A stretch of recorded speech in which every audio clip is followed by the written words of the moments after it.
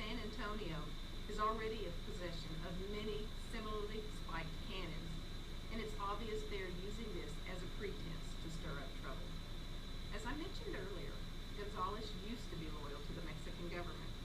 I think we all remember them sending our towns copies of a letter from Colonel Ugadachea stating that the troops would not be coming to our colonies.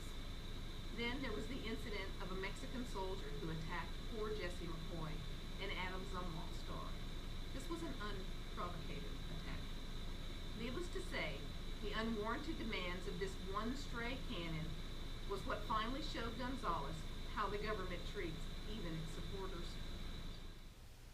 Gonzales' initial response had been to send the messenger away, stalling for time, during which they called for reinforcements from nearby towns.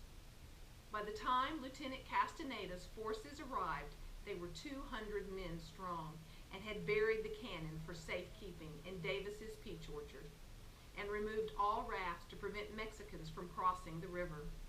A few days ago, on September 29th, Castaneda arrived at the Guadalupe River and requested to speak with Alcade Ponton, who was away on business. Joseph Clements met with him while the Gonzales 18 hid in the bushes nearby. The two communicated and parleyed over the next several days, unable to reach an agreement. Aware that Gonzales was growing in its defenders, yesterday Castaneda moved with his forces upstream, determined that his troops would not leave without the cannon. Last night at 7 p.m., the Texian forces, after they had been blessed by Preacher W.P. Smith, ferried across the ford to meet with the enemy forces. The town had dug up the now famous cannon and unspiked it. They had filled it with any bits of metal that they could find. There was a thick fog when the revolutionaries appeared at 3 a.m. When the Mexican troops were suddenly startled by a barking dog, they fired blindly, wounding one Texian. Neither forces were able to see, so they waited until the sun rose. Lieutenant Castaneda and Colonel Moore met in the open to negotiate, and when no compromises were made, they returned to their commands, and the cannon, loaded with gunpowder and scraps of metal, was fired. This shot has become known as the first shot of the Texas Revolution. Lieutenant Castaneda turned tail and ran with one casualty. We now go to our on-the-scene reporter, Chani Crawford. Chani, is it true you've got an eyewitness? Edit this yourself. Thank you, Cami. Yes, I am standing here with Mr. Creed Taylor. Mr. Taylor, is it true that you were one of the reinforcements answering the call for help? Yes, ma'am, I am. And is it true that you went into battle with the Mexican forces with the cannon and a flag depicting the cannon that said, "Come and get it"? That is correct.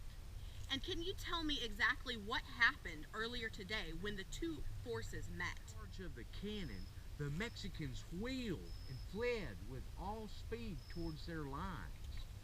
I don't think a man or horse was hit by the missiles fired from the old gun, but the sound was the agency that checked their course and sent them pell-mell back to a place of safety. A few moments after this occurrence, Captain Castaneda advanced to a point within hailing distance and asked to have a talk with El Comandante. I did not hear the conversation that ensued. Both armies were in full view of our ranks and only relieved when Colonel Moore and Captain Coleman dashed back at full speed, shouting, "Charge 'em, boys, and give 'em hell!" Instantly, our artillery belched forth flame and smoke and sound. The Mexicans fired one volley and then took to their heels. We lost not a man, nor was one wounded. By 2 o'clock, we were back in Gonzales, safe and sound without a scratch. The citizens had prepared a bounteous meal, a great feast of cornbread and barbecued beef. And the festivities are still continuing now. What a great victory for Texas. Back to you in the studio, Cami. Wahoo!